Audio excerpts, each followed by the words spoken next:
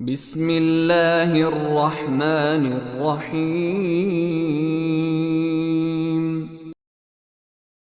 ألم نجعل الأرض مهادا والجبال أوتادا وخلقناكم أزواجا وجعلنا نومكم سباتا وجعلنا الليل لباسا وجعلنا النهار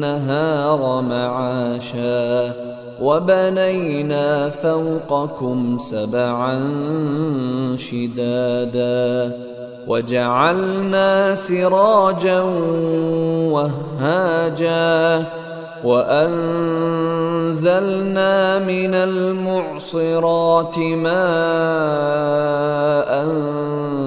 ثجاجا لنخرج به